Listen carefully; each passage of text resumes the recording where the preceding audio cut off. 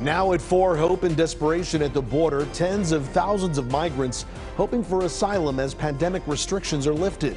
Good afternoon, I'm Juan Fernandez. This is KCAL News at 4, streaming on CBS News, Los Angeles.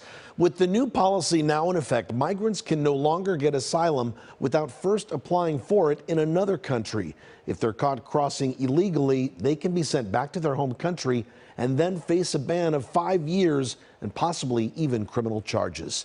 The influx of migrants at the border is causing a demand for food, shelter, and essential items for more families as they arrive at the makeshift camp at the fence separating Tijuana and San Diego County.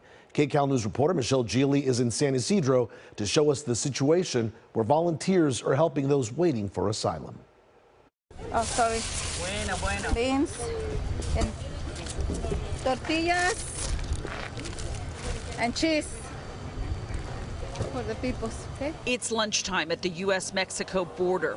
People from all over are showing up where the migrants have been living in a field. 200 pairs of socks from the San Diego Episcopal Diocese. Volunteers are delivering blankets and more food like granola bars and crackers, which will be distributed to hundreds of asylum seekers who are waiting on U.S. soil for Border Patrol agents to process their cases. Is this worth it?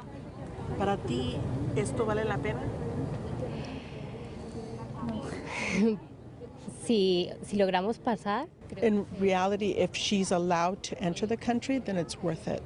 But if not, they've lived a lot of terrible things. This 19-year-old came alone from Colombia. She's made a friend in the field who is another young Colombian. They, like other migrants, have eaten very little and rely on the generosity of people like this Chula Vista resident. I don't know if it's appropriate or not, but I want to hand these out. It means, you know, the American flag always stands for hope, right? And hopefully these people hang on to that hope. The clapping is coming from migrants, cheering on those in their group who have been here the longest and have been called up by Border Patrol officers to begin the asylum processing. One of the men, wearing a white backpack, had a big fluffy blanket in his hands. Before he left, he walked back to the group and gave it to a person in the crowd. It's overcast and still chilly outside. Hands are constantly stretched through gaps in the steel wall for help charging cell phones.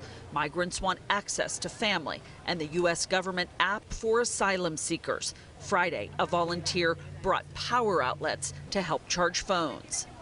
So the distribution continues for people who are in need of so much. Volunteers are passing out slices of watermelon, bags of oranges, water. They're passing out all of the donations that have come in. At the U.S.-Mexico border, Michele Gile, KCAL News.